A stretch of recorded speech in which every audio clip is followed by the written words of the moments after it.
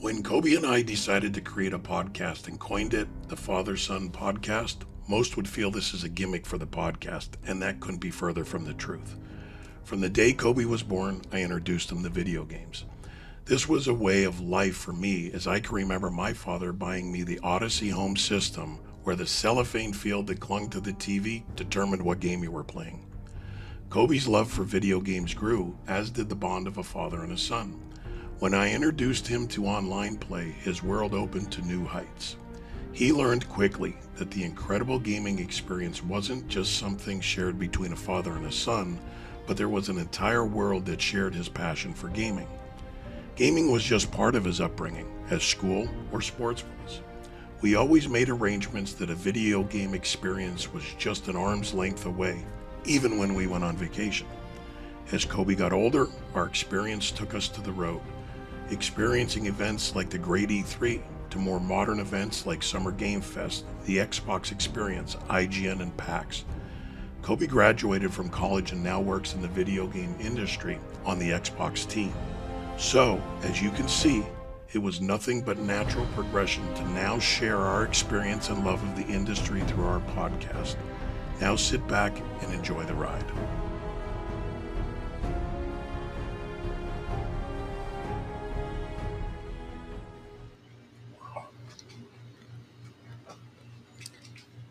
And what is up, everybody? Welcome to the Father and Son Gaming Podcast, here right on Active Reload Gaming.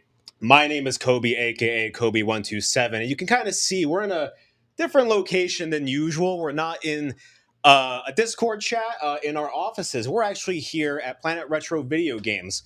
But before we get into that, this is Kevin, aka Octane699, and here is our special guest, if you want to introduce him. Before I introduce the guest, I just want to tell you, for those that have been following us on our Discord, you know that Kobe and I just did a pilgrimage. On Friday, we were out in Seattle, and we went through about 15 video game stores in the surrounding area. And if you go back to our first podcast, where I said that one of my favorite brick and mortars I've ever been in was Planet Retro, and Kobe had said his for the West Coast, well, we finally bring you into that favorite video game store. And that's where I want to introduce Dan. He's the owner of Planet Retro Video Games. Dan, how you doing today? I'm doing well, guys. How are you? Well, the chat is popping off right now. They're saying hello. And chat, if you have any questions about video game stores, physicals in general, or about Dan himself as he goes into it, please don't hesitate to ask questions. I'll be monitoring the chat on my iPad here. But before we get into anything else, I want to go over some housekeeping. As stated last week, today we are doing the topic of the state of physical media in the games industry. Next week, DJ Soto will be joining us again as we break down how live streaming has affected the games industry. Fan favorite there with DJ. Yeah. Following that, on August 25th, we will be talking about, does the industry forget about older gamers? As Octane here, or my dad, is pretty passionate about that subject, as we have many arguments of whether or not Dark Souls needs a difficulty level or whatnot. And then finally, on September 1st, we're going to be live from PAX West. So this setup you see here, it's going to be very much the same, except we're going to be in a huge venue with a whole bunch of people. But with that out of the way, I want to talk to you, Dan. So, Dan, you said you're doing great. How long have you been a store owner? How did you get into all of this? Like, what's your story? Yeah, so I've been doing this now for about a year and a half as this location. Before that, for about, I want to say about 9 years total. So about 7.5 years, or I guess 7.5 plus 1.5. 7.5 years, I did it online only. So I basically, started off with $2,000 in my bank account, a passion to sell video games, and the idea was I can sell this and make a business out of it. Yeah. I can turn this into an eventual empire and something that I don't have to be stuck in corporate America. I don't have to be stuck with a 9-to-5 that I hate, right? So, so basically, long story short is, well, I guess this isn't a long story short, but I bought my first collection. I want to say it was, when I had $2,000, again, mid 2016 or so. I bought it off a guy who said, I have some video games. Would you be interested in buying them? I said, cool. So I spent, I want to say $800 of the $2,000 that I had.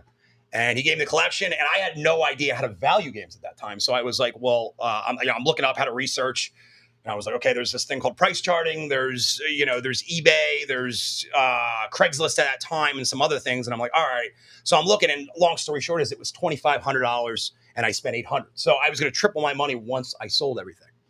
So then I bought another collection, and then another collection, and another collection, and soon I was going all up and down the East Coast.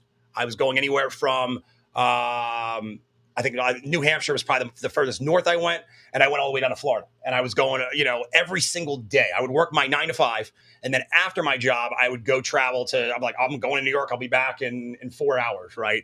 And yeah, it just kept evolving into what it's become today. That's awesome to hear. And before we get into more about the store, speaking of collections. Pulling up this picture here, tell me about this collection that you have so graciously showed us, because this is a pretty beastie setup. Is this in your house? So that was actually in my old apartment. So that was my game room. I always had a dream that was kind of like I want to have what I'm selling, but also kind of my Zen garden, and that was what I would always refer to as my Zen garden, because every time I got something, I would add it to it, and then like the stuff I didn't like, I obviously wouldn't display, and I'd resell. But then it just kept getting bigger and bigger and bigger to what you see there. That's awesome. So you were obviously a game player before a collector, before a seller. Yeah. So originally I was a player, and then I was like, oh, I want to collect it when I had a little bit of money. And then eventually I became a reseller, but I'm still a collector at heart. I'm gonna ask you that right now. What are you playing right now?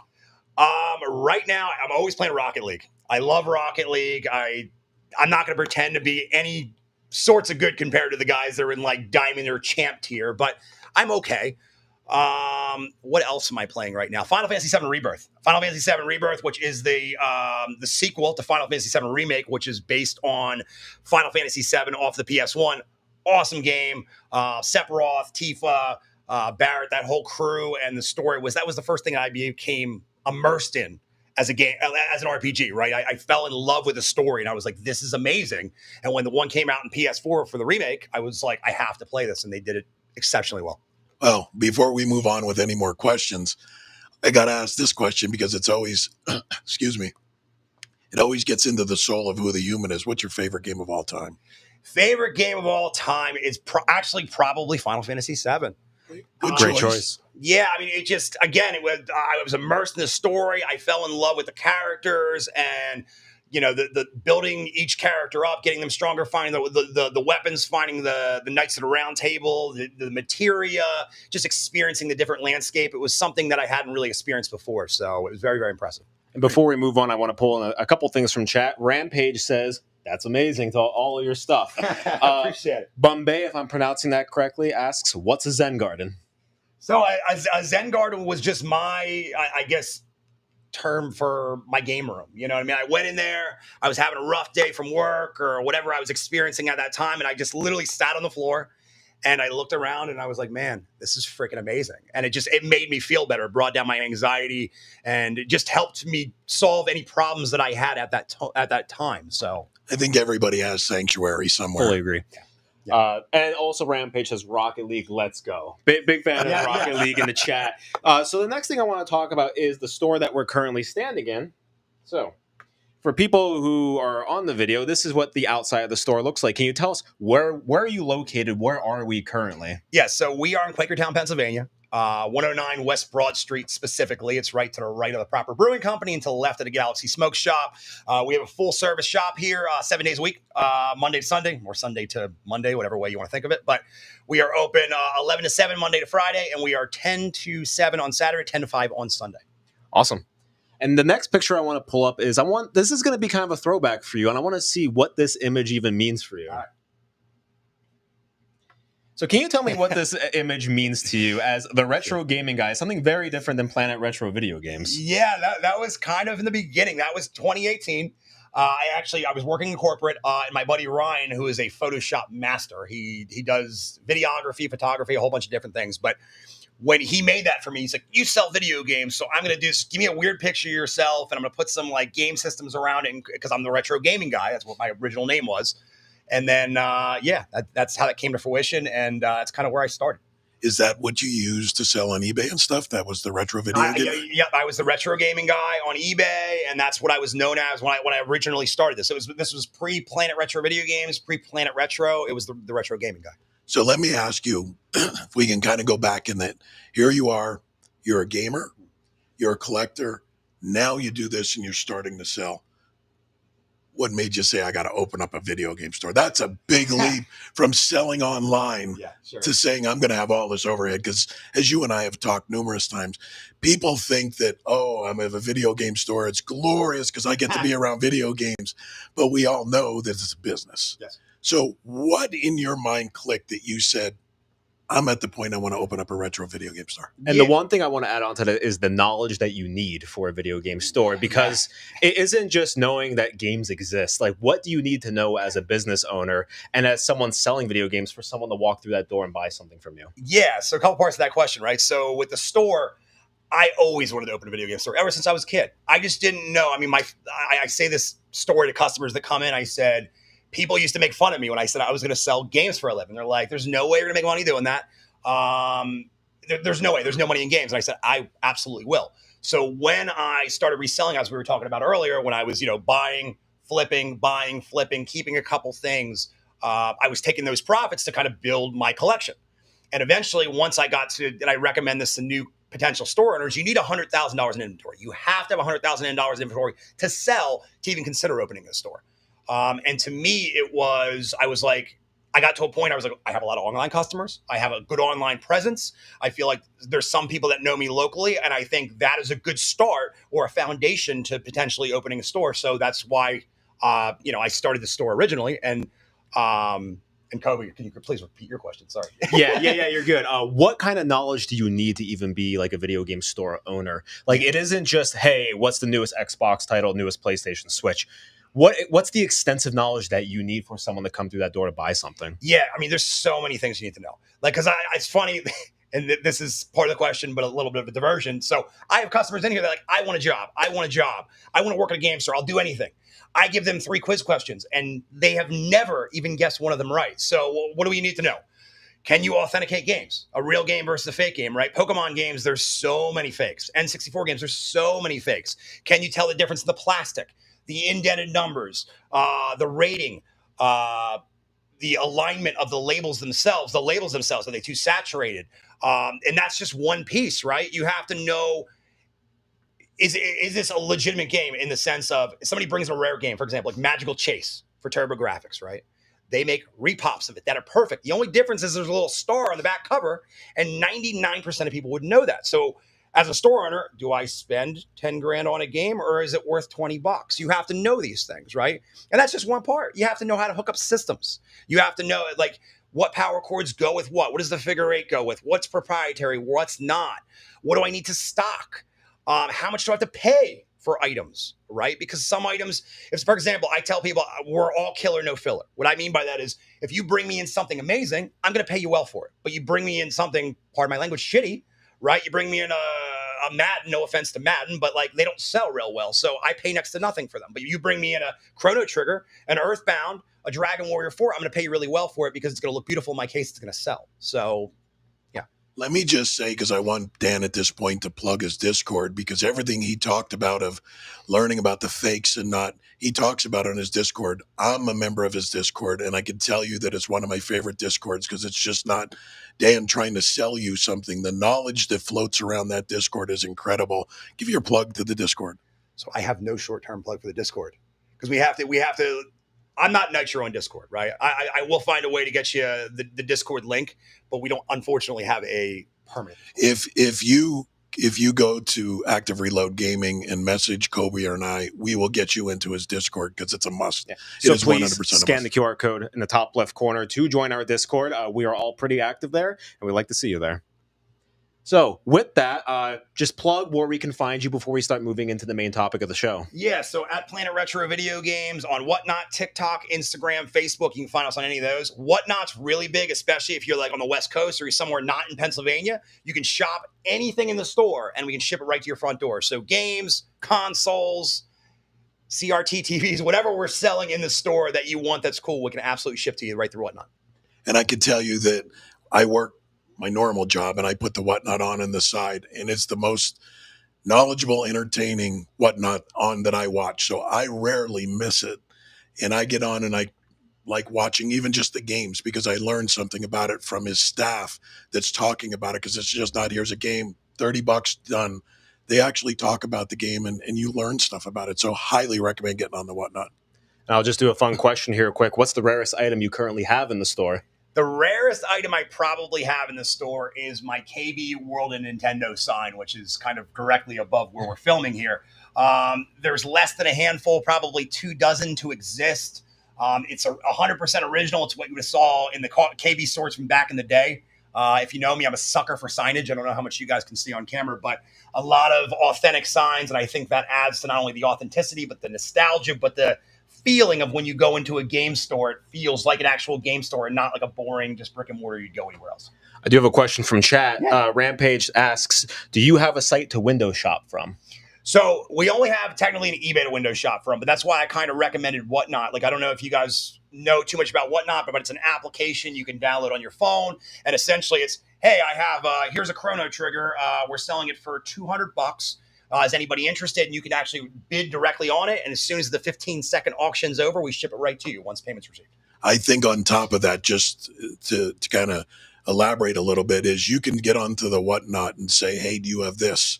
And they'll go look, because usually what they'll do is they'll start on the NES and then maybe go to the 64 and then go to the Xbox and the PlayStation. So you can actually just ask in the chat, hey, do you have this? And they'll take you and show it to you. So again, it's a unique Whatnot. Highly, highly recommend it. And I think it's better than window shopping at any website, to be honest with you. So I would go to the Whatnot. And I'm just going to have one chat pay you a compliment. It's Jess2127 says, I have learned so much from the Whatnot shows. Dan, Ed, and Steve are so knowledgeable and helpful. I appreciate it. It's exactly what I'm trying to tell the rest of you. Is I'm telling you, it is super helpful. It's super knowledgeable. So with that, I want to move into the topic of the show, which is the current state of physical media. And I couldn't have thought of a better person to talk about this with than you, Dan, as a video game store owner, as physical media is in a very weird spot nowadays. There is not a great answer, and I think the industry is consistently changing on its view of physical media. So I'm just going to start very simple at first. What do you view as the current state of physical media in the games industry? I think the current state is dying. Nintendo is really the only company that's trying to keep it alive, but it's kind of half keeping it alive with like the key cards and the Switch 2. I don't know, as far as Sony and Microsoft, I don't know what their current state is, but overall it is dying as an industry because people like digital. I mean, that's kind of yeah, and kind of piggybacking off of the key card situation, that was going to be my next question, because there is a huge debate online, which is you're seeing a lot of publishers, especially with their discs and cards, kind of give more so of an entitlement on that disc to download the game rather than having the data on the disc itself.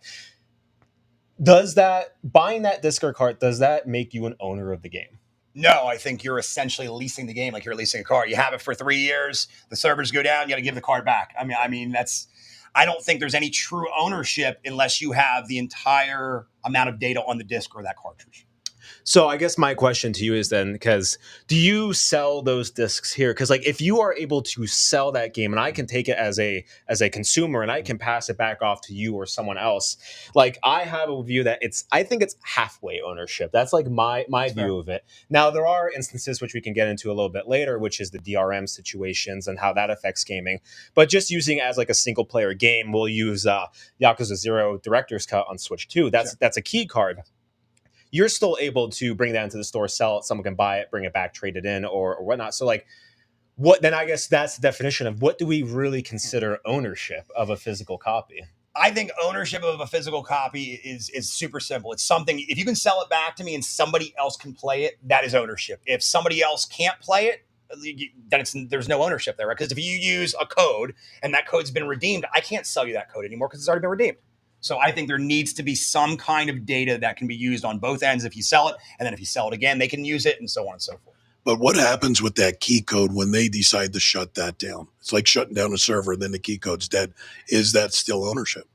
I'm on Kobe's page here. I think it's kind of half ownership because you had ownership for a certain period of time and now you have it no longer. So you want to keep playing it, you can't. So yes, definitely consider that the half ownership really.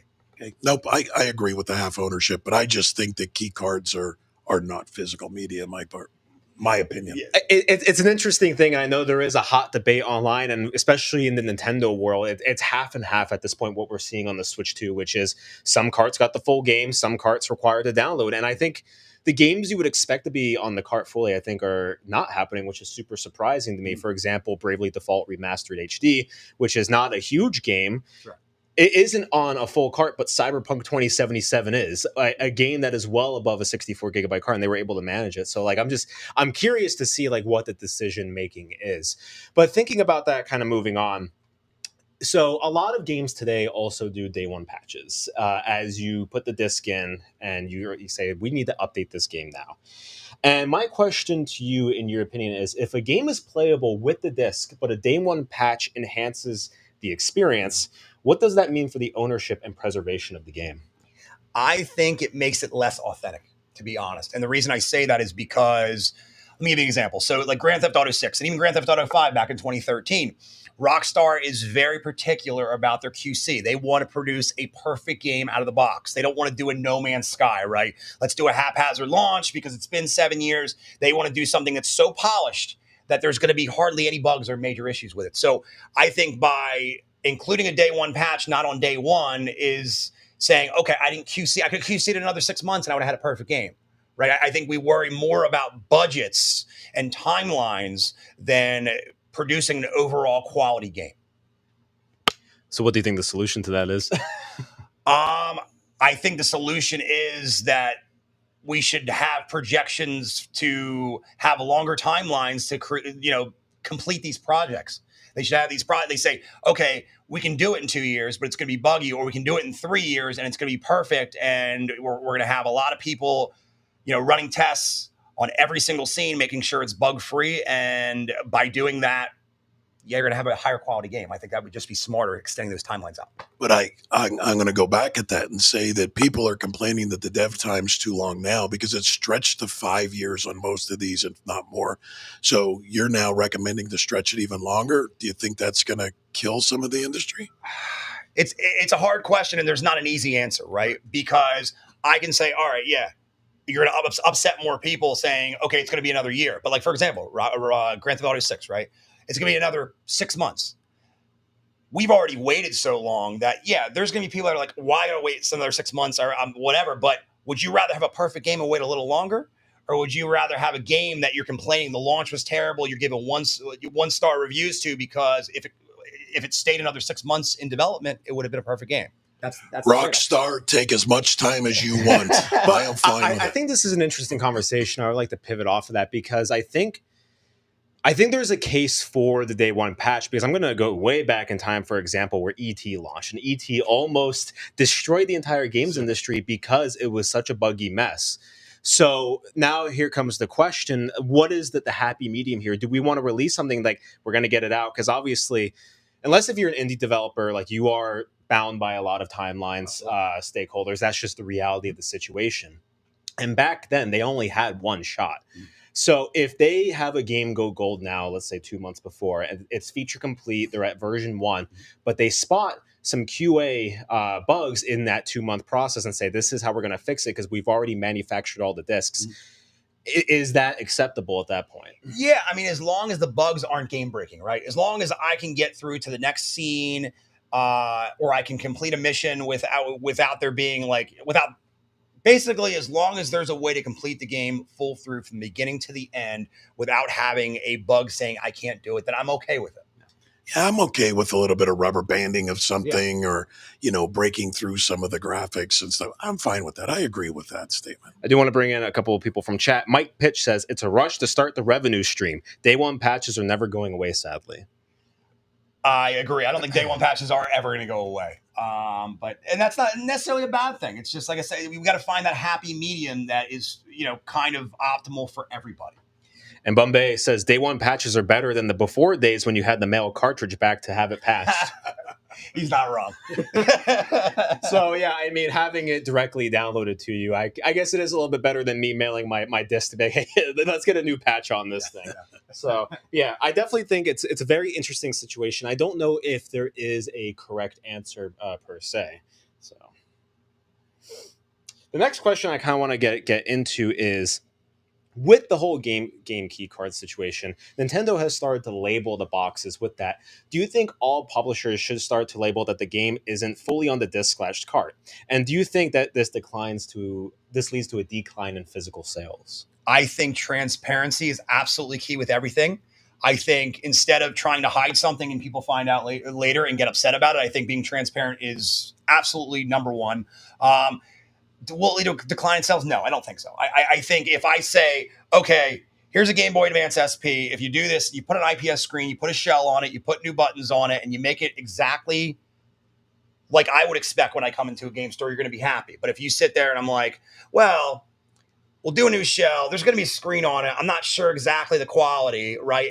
And you kind of beat around the bush. They're going to find out and be like, hey, this is crap. I'm never going to buy from you again. So I think transparency is absolutely important. Does it have to be the entire full game? Because I know there's games that come out with the soundtracks just on the disc and you download. Does it have to be the entire game? I would prefer it to be, but does it have to be? No.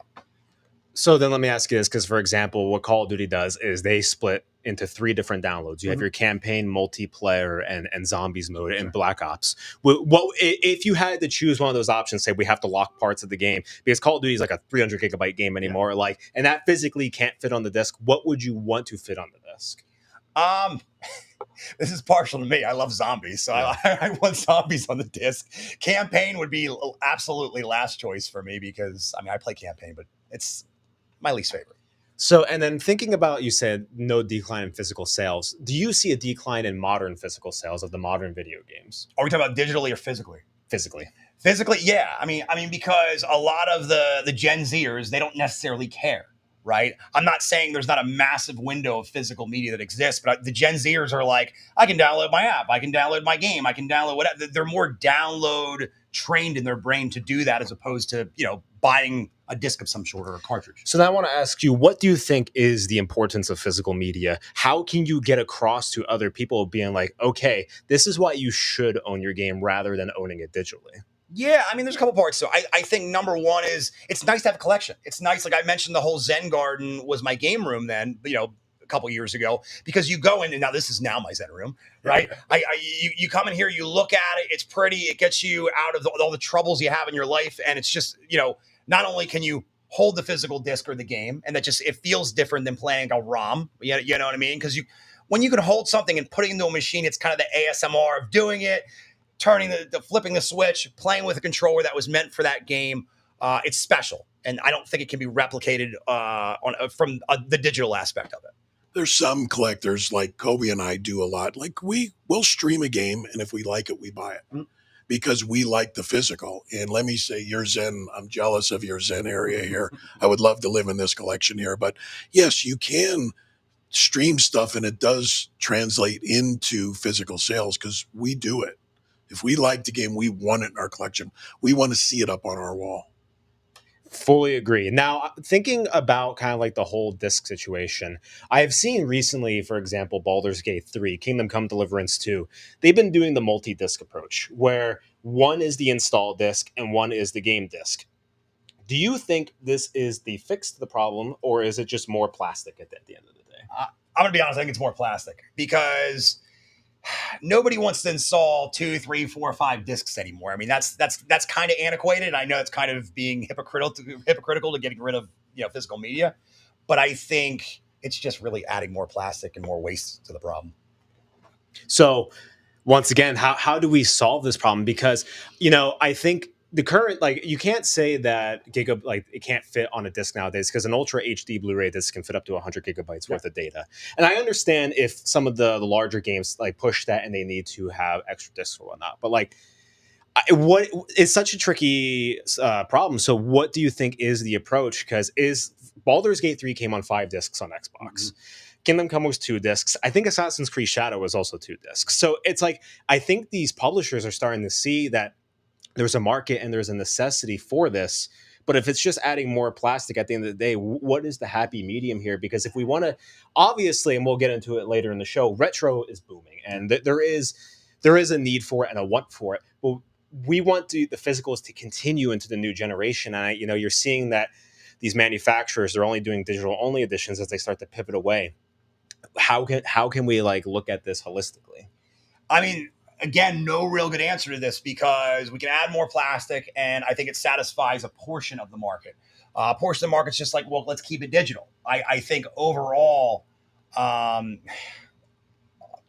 unfortunately, as it is to say, the way it's doing now is the way we have to do it. You're going to have some partial physical media and some digital because it's just, you're not going to satisfy the whole market doing one way or the other unless you're forced, right? Like let's a forced digital game or a forced physical game. And usually if it's physical, there's also a digital counterpart. But if it's digital only, it's the only way you can play it, right? So in this case, I have a collector's edition or a normal edition with 3 or 5 discs. And then I also have people want to do it digitally. You got to do the way it's going now. It's the only way it's going to work. Thinking of collector's editions, I'm curious to hear your opinion. I'm pretty sure I'm going to know the answer, but some companies have been doing collector's editions with digital only codes in them, no physical box or disc.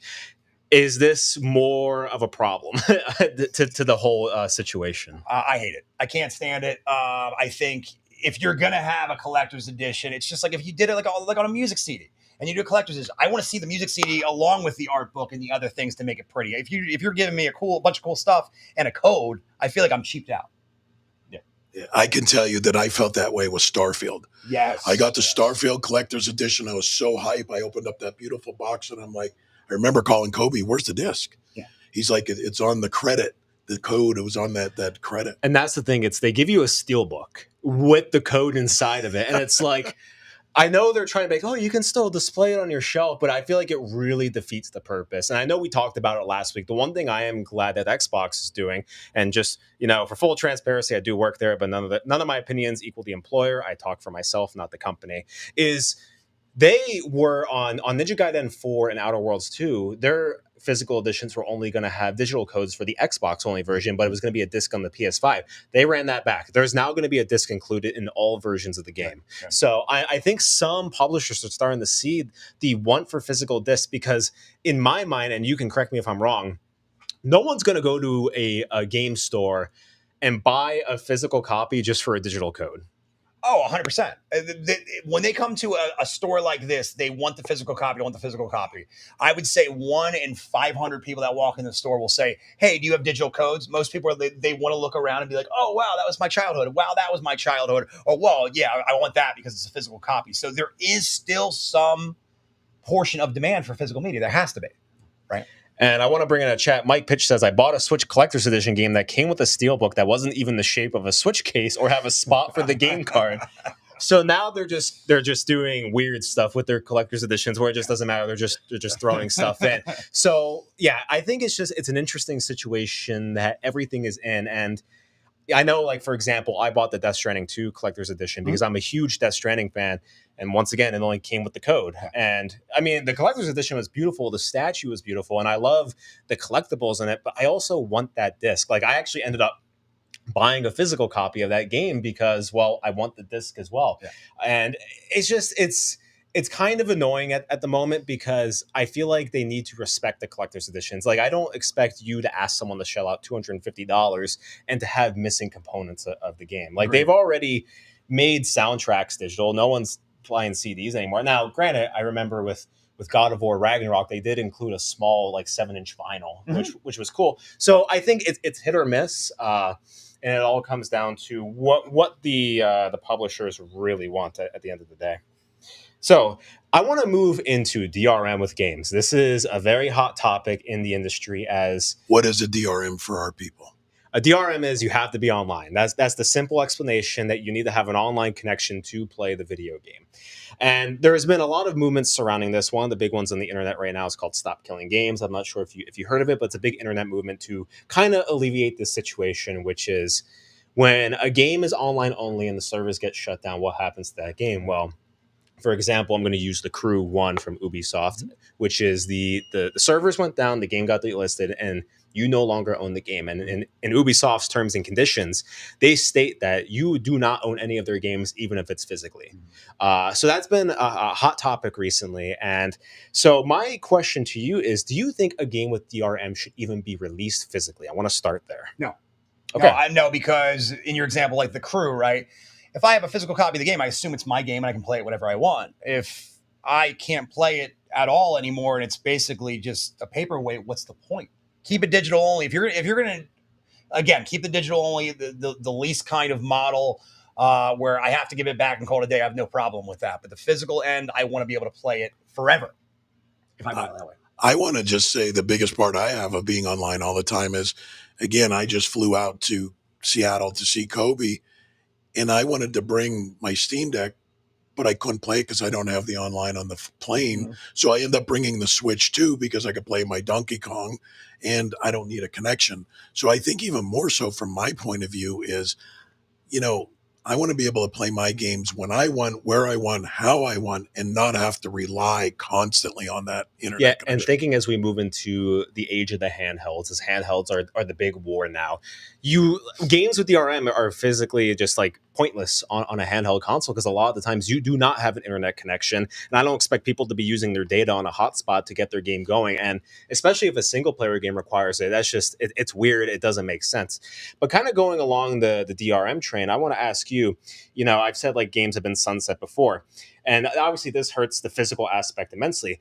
When a company sunsets a game, do you think they should have a sunset clause where essentially when the game goes down, a player has up to X amount of time after that game goes down to get a local copy, and after that, it's completely delisted? Yeah, I think a sunset clause should be implemented to require that, because if you say, okay, you have 60 days and the games, we're taking it offline, but you have 60 days to get an offline copy so you can still play, I think that's more than fair to gamers. Yeah. I think it'll make gamers happy, and I think it should be a requirement because you spent your hard-earned money getting that game. I think you deserve the right to keep that game forever, or at least get an opportunity to for a certain period of time. Now, I want to ask an interesting question, which is, what is that time frame for the sunset clause? What do you think for a consumer is a legitimate time frame to be able to get that offline copy? I would say realistically 30, 60 days, right? 30 to 60 days, I think is realistic. I think it meets anybody's window if they're on vacation or if they're out of the country for business or if they just don't get to it. At least within 30 to 60 days, they'll be able to see it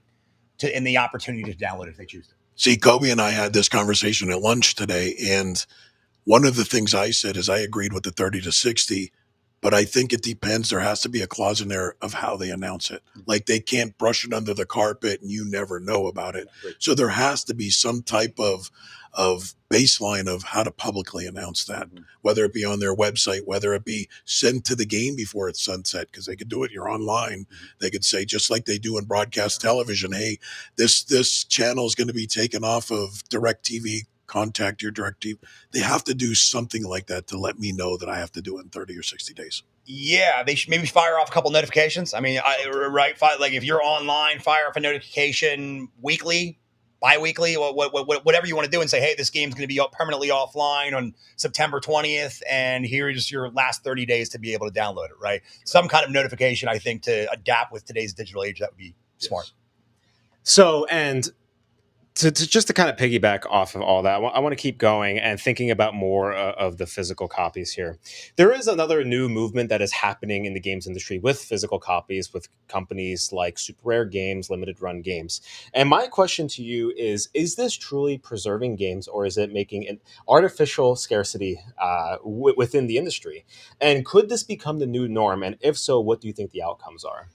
Yeah, I think this is definitely a potential artificial scarcity. I think it's saying, okay, we're going to make 3,000 of this certain game, and if you don't buy one of these 3,000, it's going to go up in value, which is historically shown to be true. Will it be the new norm? Maybe. I'm finding a lot of companies like Special Reserve Games was a company that was building physical media for Switch games. You may or may not have heard of them. They're out of business because they had two botched runs of games and they lost so much money that they had to close down. So for companies like Limited Run, they have enough of a backing that they've been able to continue to go on now for quite a few years. Will it be the new norm? Maybe. I don't know. We'll see where the market goes, I guess. Yeah, I think that when you look at this, and I know there's scalpers already, but anytime you really start to pump something up that's limited and is going up in value, you really get those scalpers in there. Oh, yeah. And, I'm wink, wink, nudge, nudge. This isn't the Pokemon game where everything's a scalp. They're standing in lines in droves to do it. But that's my fear is like, I'm a pure collector and I can't stand these scalpers. Mm-hmm. And I just think you're going to attract the worst when you really start to pump up those. And I do want to ask you, the scalping has gone to an all-time high at this point, especially in the video game industry. You're seeing consoles being scalped. You're seeing collector's editions being scalped. For example, Expedition 33 became a huge hit overnight, and the collector's edition launched MSRP at $150. It was been going for $2,000 on eBay. You as a video game store owner and we can get into the actual business aspect of how do you, like, what is like the squeeze that you feel as a store owner, like trying to get these newer titles, and you see these bots going and getting all these collector's editions, putting it up on eBay. What are your thoughts on all this? We can start high level. Let's just talk about the scalping first. Yeah, I mean, from a collector perspective, it's frustrating, right? Because if as a collector you want to spend $150 on a collector's edition and you can't necessarily afford $2,000 on eBay for it, I think it's gotten out of hand. I think it's unfair that bots they're obviously faster than humans because they're programmed, right? They just got to click, click, click, click, done, shop. I mean, there's no human that can go that fast. So I don't think it's fair for collectors. It's frustrating as a store owner because sometimes I want to get the stuff for my customers and I can't get it because bots are getting them. So that's just two little pieces to it. So, And I'm okay with everybody making money. I'm okay with that. That's what makes the world go round. But it's when you're taking $150 item and making it $2,000. That's when it's just accessible. Like, I'm all for everybody in the chain to make $1. I'm all for that. But that's when it starts to get crazy. Yeah, and kind of going off of that, you're saying like trying to get games for your customers. As a small business owner, I see here looking at the store, there is a lot more, retro games, older games rather than newer copies. Let me ask, are newer copies just not going out the door? Is that like why you're not focusing on them as much? Or is it that these companies are kind of squeezing you at a certain point with trying to get these orders in? I mean, it's a couple of things. I mean, there's a higher profit margin on stuff that people come in, they sell to us, and we can make a little bit more money. If I buy directly from Nintendo and I'm making, we'll say $5 to $8 a title, it doesn't make sense especially me playing Planet Retro video games, that they're not coming in here necessarily for a new title. So I don't carry them as much. I do carry them. They sell, but not as much as the used stuff, because that's what the bread and butter is here, right? That's what bread and butter is for any retro game store. They come in, they see a game that they didn't see somewhere else that, was out of print 30 years ago, and that's what they want, not the new titles. And I do know enough about it that when you buy from a distributor, you're buying it with a $5 profit margin on it. And 3 weeks down the road, they're dropping the price and you're losing money off the new stuff. I mean, nobody's in business to lose money. And I just think that's wrong. And then I do know that a lot of the distributors will start squeezing and putting higher volume that you have to buy. And it just doesn't make sense knowing that you're going to lose that money because they lower the price. Yeah. And before we start moving into, because I want to talk to you about retro games as this is your expertise, I want to ask you a simple question. You can go as in depth or not with as you want, which is, given the next generation of consoles coming out around the corner, probably within the next 2 years or so, is physical media going to become a niche with them, or are they just going to be gone? Because we're seeing that more focus on digital editions of consoles. What do you see happening? I don't see them fully going away. And the reason I say that is because there is still a huge demand for physical media. Now, is it going to be a digital only console or a physical only console? Not necessarily. I think it's going to be a hybrid like it's been in the last couple of years. I mean, there's still Xbox One games, there's still Series games, there's still PS5 games that are physical, right? So I don't think they're going to be all digital. I don't think that's going to be for the foreseeable future, but I think it's definitely digitally favored nowadays as it was compared to 30 years ago. Well, even when you go back, I mean, this has been an ongoing fight. I go back to another video game store, GS. I won't give them any promotion here. But I remember when the video industry wanted to shut them down because they couldn't make money off of the resale of the game. And, that went on for years of how do they get rid of that person? And they figured out they can't. Now what they're doing is trying to go digital so that they control the narrative of everything. Yeah, I mean, I think that certain companies' business model is a little flawed, to be completely honest. Sure. I think there's a lot more variables to that, which people don't consider. Education of the staff, I think, is a big one, right? I think making the store fun, making it actually a vibe. You go in there, you feel like you're in a game store. I feel like that Modern Company that you were talking about has made it a chore. You go to Walmart because you need to buy things. It's not exciting to go to Walmart. You go to Target because you need to buy things. It's not exciting to buy things at Target, right? I think, but if you add the element of whoa, look at this place. It's cool. You know what I mean? And then you start vibing with other customers and you hear music and I seen this as a kid. It's just a different experience. And I think that experience sells things. And I think there's more to it than even that. Well, I think that this company we're talking back even to the initials of EB, they had the industry by the butt. Oh, yeah. And they screwed up. Once they started getting rid of we don't want to do any retro. That's when they went down. In my opinion, 90% of them are going to be closed down sooner than later because they did not, they went against the grain of what they should have been doing and they lost it. And one more thing I want to ask with the current generation of physical media is I've been seeing a lot more of this trend recently. And I think it could be frustrating for someone who only owns one platform, where some physical copies are being locked to certain platforms, where you're going to see a PlayStation version but no Switch or Xbox, or you're going to see an Xbox version but no Switch, PlayStation, or only Switch, etc., or PlayStation and Switch. You just as a gamer in yourself, if you are just locked to one platform, how would that make you feel? Because I feel like I think there's still enough margins and profit to be made on all platforms. I'm not sure why. And I'll give an example. Chronos: The New Dawn is coming out in September, and they're only giving a PS5 physical copy, no collector's editions, no anything, releasing it for $60, and it's coming to Switch 2 and Xbox. And I understand that Xbox, is the third place in the console market, but Switch is huge, and there should be at least a Switch 2 copy. So why do you think these manufacturers are picking and choosing? I think they're still trying to create kind of a war and saying, well, if I'm exclusive on this console, you're going to buy this console.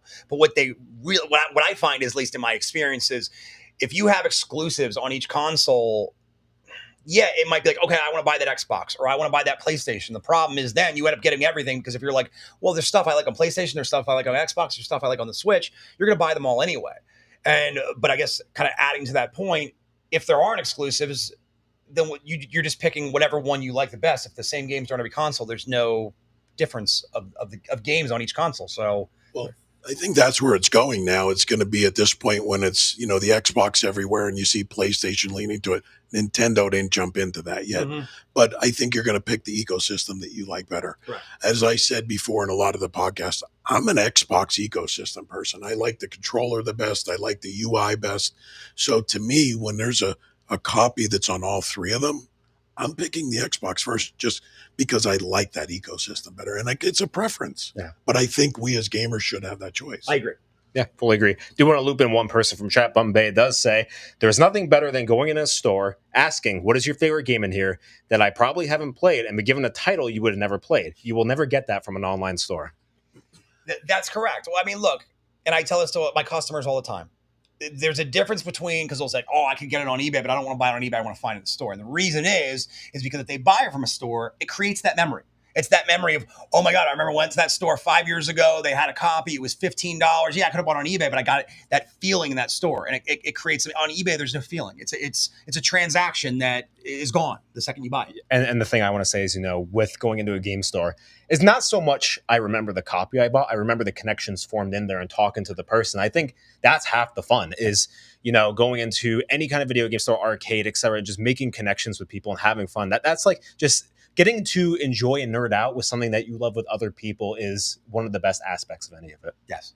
I don't know if anybody else is crazy like me, but I love opening up a new game and smelling it. The smell of a new game to me is more nostalgic than anything you could give me. I can't do that. For everyone's context, I was born without a sense of smell, so I have no idea what you're talking about. But I love the smell of that. But the other thing about the eBay, and I don't know, I've been burned this way, the pictures aren't always real. Oh my goodness. Have you ever had that?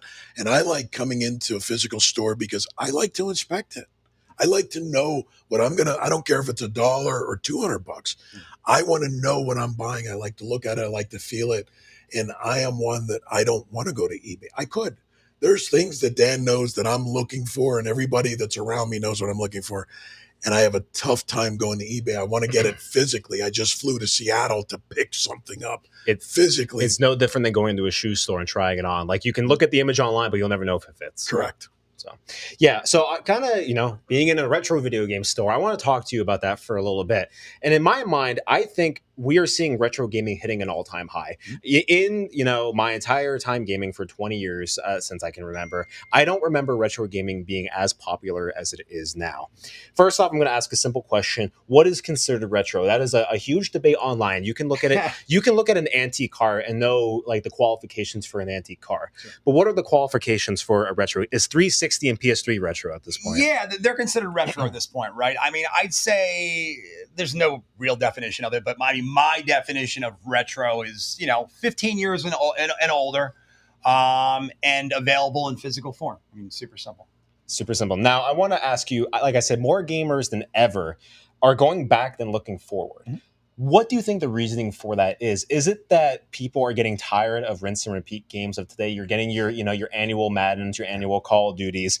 And, I'm not going to say it. There are amazing like artistry games out there. Expedition 33, for example, Kingdom Come Deliverance 2, the Death Strandings. You get that. But do you think people are going back because they realize that games feel more fresh back then and have more artistry behind it rather than just the recycled material that they're used to? Yeah, I think you hit the nail on the head. I think games back in the day, they were original. You know what I mean? They were unique. They were fun. They were things that people hadn't seen before.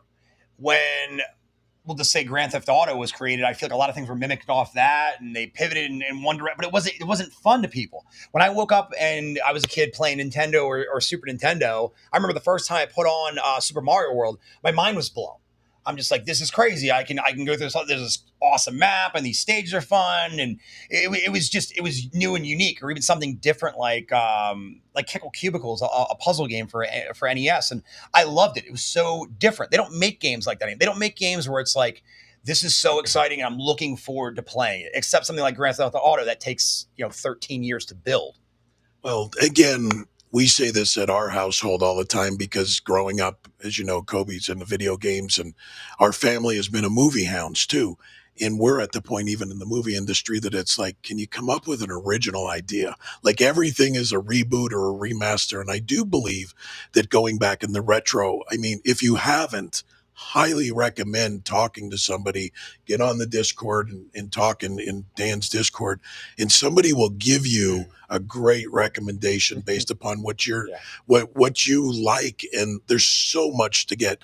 It's the old adage, what's old is new, and that's what we're seeing here. And kind of staying in the same realm, I want to ask, do you think retro gaming is in a bubble right now? And if so, where are we at in that bubble? I don't think it's necessarily in a bubble. I think it's going to increase in popularity, at least realistically, for the next 20 years, because we have, like, for example, when I was a kid, it was Nintendo, Super Nintendo, and 64. And then we'll go back 5-10 years, and then maybe it was GameCube, maybe it was Wii, maybe it was Game Boy, maybe it was TurboGrafx 16, maybe it was Xbox 360, whatever the case might be. There's a huge window of physical media, and I don't think we're at any bubble. I think it's going to continue growing until physical media no longer exists. Now I want to ask, do you think that the retro demand right now is mostly play, collect, or invest? Oh, that's all three. Definitely all three. Let me explain all three. So collect. Look, a lot of people just like collecting it for the art of it. They don't even play it. They just want it on their shelf because it's something that they remembered as a kid, or they just like the way it looks or whatever. But I think there's equal of play. I think there's people that they want to put their Contra in and see if they can beat it with 2 lives and realize they can't beat it unless they have 30. And then you have the investor side of it where people are like, they're trying to, it's a money-based thing. You're like, well, if I buy those limited run games, if I buy those collector's editions, or if I buy that stuff and I keep it sealed for 20 years, am I going to be rich? The answer is maybe if you pick the right stuff, but not most people don't buy the right stuff. Now, you just said something I really want to touch on. Is sealed collecting bad for the hobby? I don't think it's necessarily bad. I think it's gotten a little ridiculous, though, because people are grading like Mario Kart World for, Switch 2 and Donkey Kong Bonanza, which just came out for Switch 2. I think now everybody thinks I keep everything sealed, I'm going to be wealthy in the long run. That's probably not the case, right? People are more looking for, but if you have a Contra sealed, you have a Mega Man 2 sealed, you have a original Halo Black Label sealed, whatever the case might be, those are what people should be collecting sealed. And I don't think that's bad for the hobby, but I do think collecting modern games and grading them is absolutely silly for the hobby. That's one of our future topics. We will have a collector on. Do they collect for nostalgia or do they collect for investment? But Kobe and I were talking about this today, and doing the sealed is like buying the Mona Lisa and sticking it away in an attic. Like you can enjoy it. To me, this is art. It's 100% art, and the joy of a game is playing it. So I do like that people would open them more than keep them sealed or get them graded, because once they're behind plastic, it's done. That's it. And I do have a question from chat from Elizabeth Kodletsky. I hope I'm pronouncing that correctly. Asks, how much of retro gaming's appeal is driven by nostalgia? And do you think future generations will experience that same connection in a world where physical copies are disappearing? So I think a lot of it's nostalgia. I think a lot of it is, again, a memory that you had as a kid, or it was just something you grew up playing, and you wanted a piece of that again. Like, for example, when Final Fantasy Remake came out, the first opening scene, they're on the train tracks and you hear the music, and it was from the PS1 version. And I started tearing up. I was like, this is crazy, man. It brought me back like that. So I think it's a lot of nostalgia. The new generation, I don't know. It's hard to say. I think they're going to experience the same thing, but I think it's going to be a lot of digital aspect, right? As opposed to the physical that we, grew up with. But for the time that I'm in this store, and I've seen it numerous times, where fathers are bringing in their young kids, Oh, for sure. and buying them the system that they grew up on, so that they can play what the father played, and then they can have a bond. Yeah. And I want to, when we were in Seattle, I just want to tell a quick story. When we were in Pink Gorilla, I was looking at some of the games down in their case, and it was kind of heartwarming to see that this mother and had to be 8-year-old kid coming in. The 8-year-old kid goes up to the counter and says, "What do you recommend, NES or an N64?" And having a legitimate conversation. And the clerk was kind of giving a tilt of the head, and it was like, well, I like the NES more than the N64. So I do think that it does require some sort of top down to be able to come to that. Because I think the other interesting thing that you and I have had conversations about, especially with game preservation and kids these days, that, for example, Fortnite, they're never going to be able to go back to season 1, season 2 of things that they grew up with. Correct. They are only going to be bound by whatever Fortnite has at that moment. At least with these physical copies, you can still go back and experience what has already been played before. And you did mention something that we can get into is, you were saying how Final Fantasy VII, people remember it and playing the remake.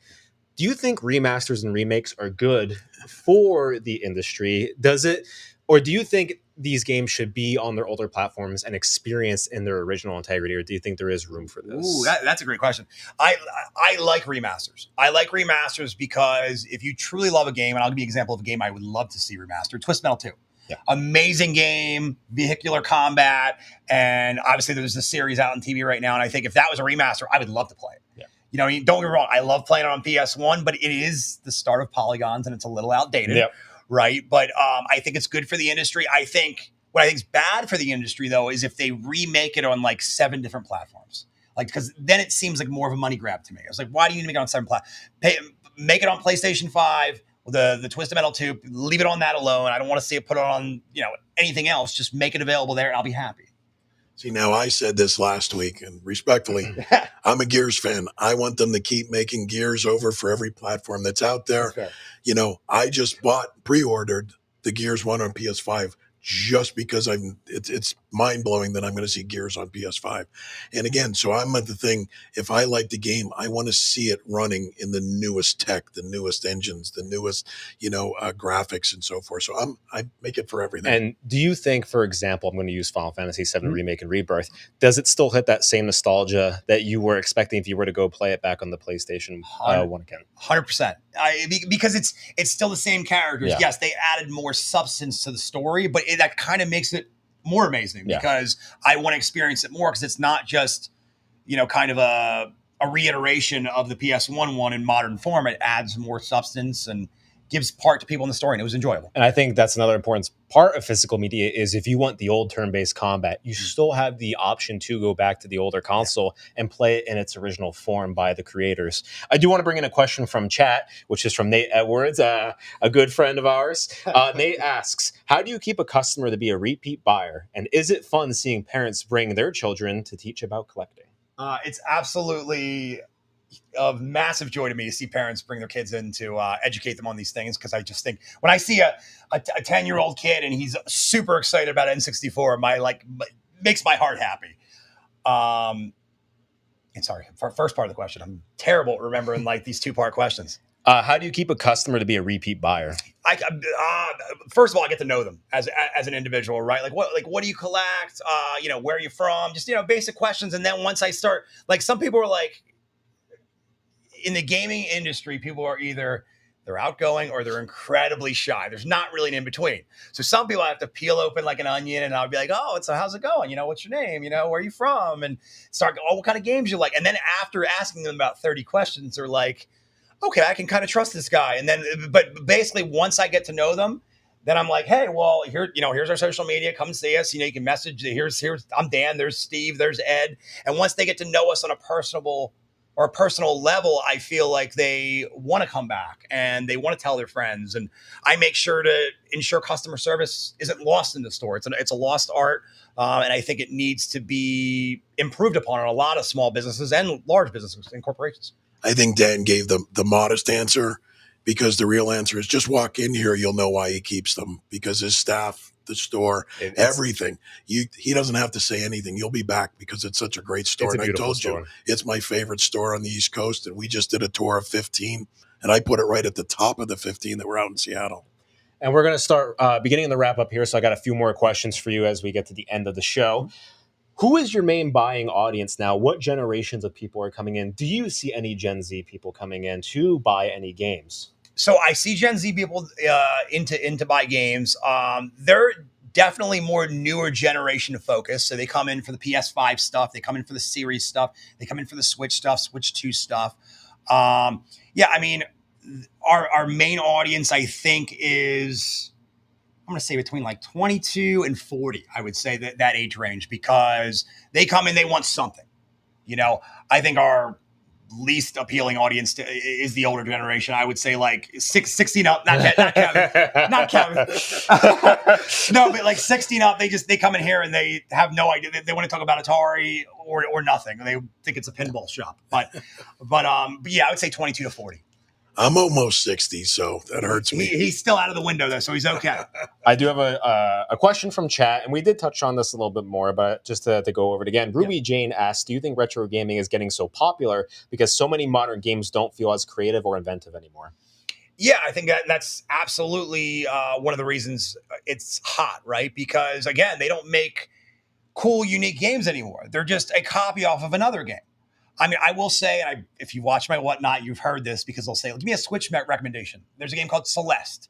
I love that game. It's an amazing game, right? And because I thought it was original. I love the music. It was very chill. I just basically go from one side to the other side, but it's simple, but it was so much fun. Yeah. There's not many games that achieve that anymore. There's not many games I turn on and I'm like, this is awesome. That was one of those games that I thought was awesome in modern. Have you played Expedition 33? I started it, but I haven't gotten far into it. You as a Final Fantasy fan, you will absolutely love it. 100%. Okay. I do want to add to that, and Kobe and I had these conversations today, because I have a pop collection as well, and I'm thinking about liquidating it to put more into my video game. Part of the reason why is, you see, like in the pop, and it's in everything, sneakers, everything. Eventually, when they see the money, they'll remake that product. Mm-hmm. You're never going to see them remake a Nintendo 64 Donkey Kong Country. Like, you're never going to see that. Remake it into a newer system, different, but you still have that they'll never remake that 64 cart. Correct. And kind of going off of that, one of the final questions I do have before we get into some rapid fire ones is, I have seen this trend happen a little bit, especially with the remake of the Atari system. Do you think boutique modern retro carts, new games and old systems, are a real demand, or are they just a novelty or gimmick at this point? I think they're 100% a novelty. I think they're a one-stop shop, and I don't, like, for example, like Worms Armageddon came out from Limited Run, which was a popular N64. Well, it was a rare N64 game.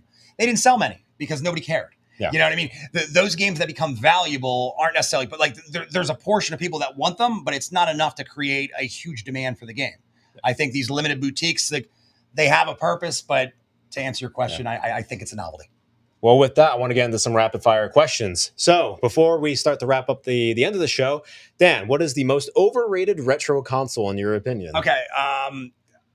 My first answer, I'm not going to tell you. I've changed it. I'm going to say the Nintendo 64. Oh, sorry if that hurts you guys a little bit. And the reason I say that is because it's not necessarily super playable today. It was a lot of fun back in the day playing GoldenEye with proximity mines at the temple with 4-player split screen, but today not so much. That's Dan's opinion. That does not reflect the Active Reload Gaming team here. I'm kidding. What is the most underappreciated console? Underappreciated console, I would say TurboGrafx 16. I think TurboGrafx 16 is an amazing console that more people should give a shot. Was there a killer app on it that you would recommend for people to try? I loved Aliens Crush, Devil's Crush, Bonks. There's Bonks 1 and 3 on the console that are very good. There's a lot of gems on there that it was just underappreciated because it was the time of the Master System and the Sega Genesis, and it was kind of the forgotten console. So TurboGrafx 16 for sure. I think he's just saying that because he wants me to walk out with one today. A couple people in the chat are saying "ouch" and they're unfollowing after that answer. Ouch. No love. No love. Sorry, guys. I mean, it was a hot take. Yeah. So, if you were to recommend one retro game for anybody to go play, what retro game do you recommend? Oh, one retro game. You know what? Mega Man 2. Mega Man 2. I think any Mega Man 1 through 6 on the NES is super playable today. It's a lot of fun. You basically, you're Mega Man, you got your little buster gun, and you take out all the enemies, you kill the boss, and then you possess his powers. So great series. Mega Man's a hot series. My answer has always been the original Doom. I think the original Doom is such a classic. It's an easy answer, but it's the godfather of the FPS. Sure is. I'm going to say go play Gears 1, 2, 3. Oh, and now that's retro, I suppose that answer works. And then finally, how do you recommend someone to get into collecting video games? Where do you suggest them to start? What platforms? How would you tell someone that answer? Yeah, I mean, look, if you want to start getting into this, first of all, educate yourself. Figure out what do you want to play. Go on YouTube, watch some gameplay. If you're looking to actually play, if you're looking to collect, well, just, brainstorm, make a plan. This is what I used to play. This is what I want to buy, and start going through retro stores, right? Go through retro stores, network with people, join Facebook groups. And that's a good kind of segue into retro gaming. Honestly, and I'm not trying to oversell the store. If you're local, stop in. You're not forced to buy anything. These guys will talk to you and educate you and help you through that journey, whether you walk out with something or not. I mean, that to me is the best way to go about it. Walk into your local store, talk to them, see what they have, and see what talks to you. Fully agree. But Dan, it's been a pleasure talking to you tonight. Once again, where can we find you? So at Planet Retro Video Games on TikTok, Instagram, Whatnot, Facebook, Whatnot. We have shows Monday to Thursday from 11 a.m. till 3 p.m. We're going to have a 12-hour stream coming up on September 2nd, which is going to be fun. You can find our store in Quakertown, Pennsylvania. We're open 7 days a week. And yeah, we'd love to hang out with you and buy some of your games. Yeah. Once again, thank you so much for joining the Father and Son Gaming Podcast. This has been a blast. I think we got a lot of important information out there. I'm glad to hear your opinion about the state of physical media. Once again, we are live every Monday, 7 o'clock Eastern, 4 o'clock Pacific time. You can find us here on YouTube at Active Reload Gaming, Twitch at Active Rel Gaming. That is with an REL. You can find us on Twitter and Instagram at Active Reload Gaming as well, and also TikTok. TikTok streaming should be coming by the end of next week. So hopefully we will be getting more people over there to interact with us. Do you have anything else to say? No, just keep watching. We love everybody's feedback. I appreciate everybody that tunes in and subscribes to our channel. And with that, we will see you next time. See you guys.